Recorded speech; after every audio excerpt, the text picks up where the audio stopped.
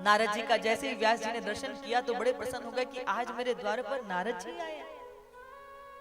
चरण प्रक्षालन किया, अच्छे से आसन पर बिठाया। नारद जी ने कहा, व्यास जी आप मुझे दुखी दिखाई देते हैं, उदास लगते हैं। बोले हाँ, मैंने इतना कुछ लिखा लेकिन उसके बाद भी मेरे हृदय में शांति नहीं है। मेरे मन के अंदर बड़ा क्लेश है कि मैं ऐसा क्या श्रेष्ठ लिखूं जिसको पा करके जगती का कल्याण हो सके।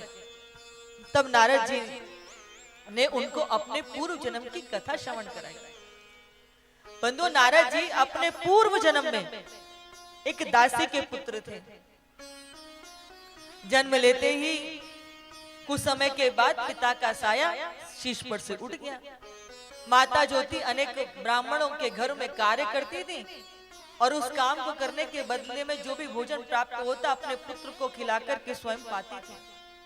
धीरे धीरे समय बीतता गया और एक बार चतुर्मास हुआ तो बहुत सारे साधु जो थे वो वहां आए नगर में। तो बहुत सारे ब्राह्मण उनकी सेवा में लगे, वो वहां पर आकर के रुके। आपने देखा होगा कि बहुत बार लोग साधु जो होते हैं वो एक ही स्थान पर रहकर चतुर्मास में भजन करते हैं। तो जो ये हरिदास थे ये भी अपनी माँ के साथ जाया करते थे। तो इनकी माँ दौड़ दौड़ के सेवा करती थी, भोजन बनाती थी, झाड़ू बुहारी लगाती थी। तो हरिदास भी अपनी माँ के साथ जाते थे।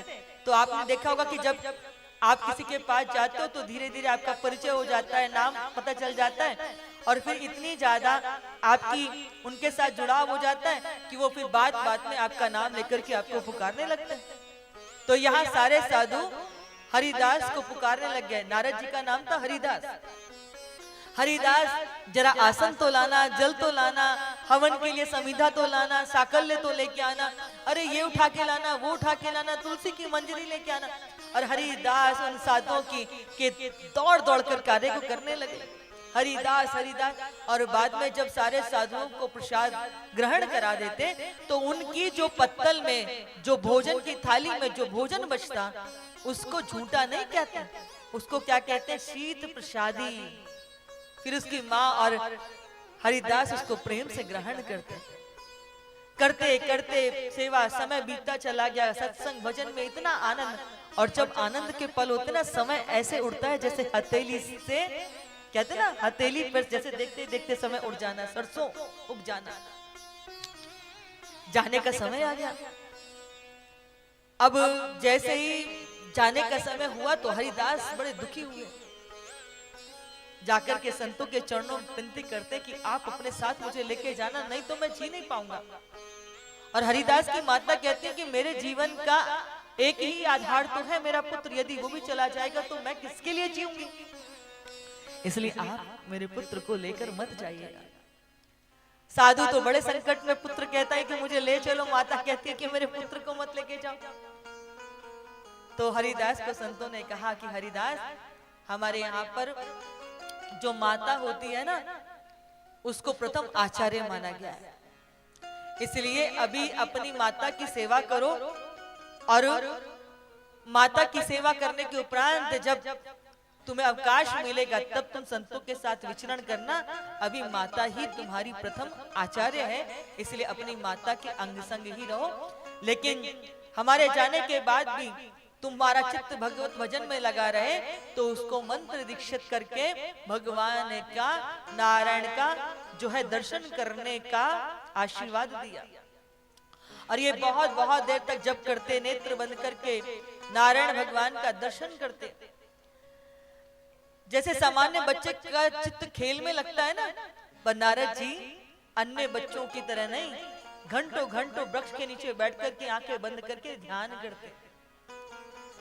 एक दिन क्या हुआ कि कुछ बच्चे दौड़ते हुए आए, बोले हरिदास हरिदास तुम यहाँ पेड़ के नीचे बैठे हो, तुम्हारी माँ को सांप ने काट लिया।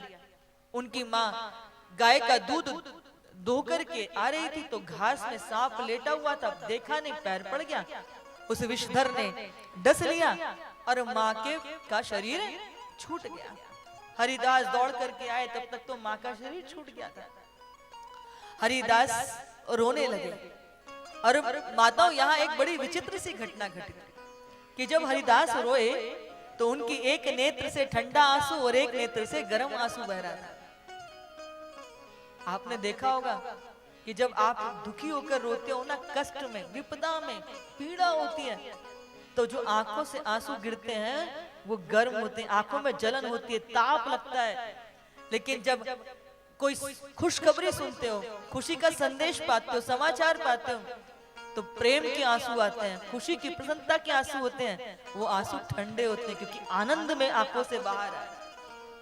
हरिदास की एक आंख से गर्म आंसू इसलिए कि एक माँ थी जो जिसको अधिकार वशीभूत कुछ भी कहता था, मेरी सेवा करती थी, अब वो छोड़ के चली गई, मेरा कुछ भी नहीं है।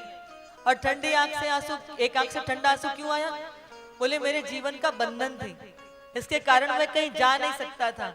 अब ईश्वर ने उनको अपने चरणों में ले लिया, अब मैं मुक्त हो गया, अब मैं विचरण करूंगा, स्वच्छंद मैं घूमूंगा, संतों की टोली में रमण करूंगा, सत्संग का आनंद लूंगा। अपनी माता को अपने अंक में उठा करके अपनी उसी छोटी सी कुटिया में रख करके अग्नि को समर्पित कर दिया। और वहां से अपनी भूमि को प्रणाम करके जो हरिदास है, वन उपवनों को, नदी तालाबों को पार करते हुए चले जा रहे हैं। और जब चलते चलते थक गए तो समीप में बहती सरिता में स्नान करके पुनः बैठ करके भगवान का ध्यान करने लगे। और आज ध्यान करते करते ऐसा अद्भुत चमत्कार हुआ कि जिस सुंदर झांकी का दर्शन हृदय में कर रहे थे, वही जो है झांकी उनके सम्मुख आकर के खड़ी हुई। और वो झांकी कितनी देर के लिए?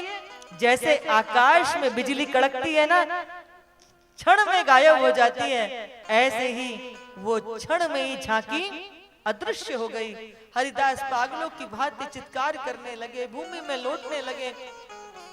तभी आकाश में गर्जना हुई कि हरिदास, इस जन्म के तुम्हारे कर्म अभी शेष हैं। जब यह सृष्टि काल कवलित होगी और पुनर्नव सृष्टि प्रारंभ होगी, तब तुम्हें मेरी प्राप्ति होगी।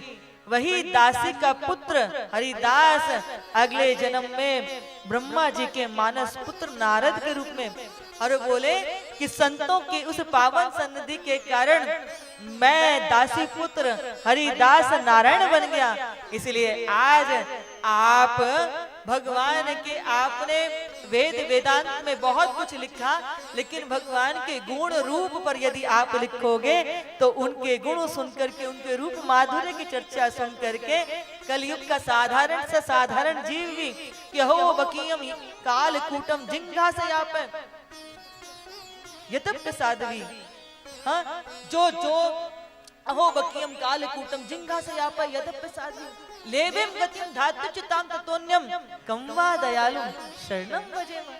जो पूतना स्तन पर कालकूट विष लगा करके भगवान को मारने के लिए आई थी, पर भगवान ने ये नहीं देखा कि ये कालकूट विष लगा करके मेरे प्राण लेने के लिए आई है, बल्कि प्रभु क्या देखते हैं कि दूध पिलाने का काम तो माँ करती है और पूतना ने मुझे दूध पिलाने का काम किया, इसलिए जो गति मैं बाद में यशोदा मैया को दूंगा वो गति पहले ही पूतना को जो है प्राप्त करा दे।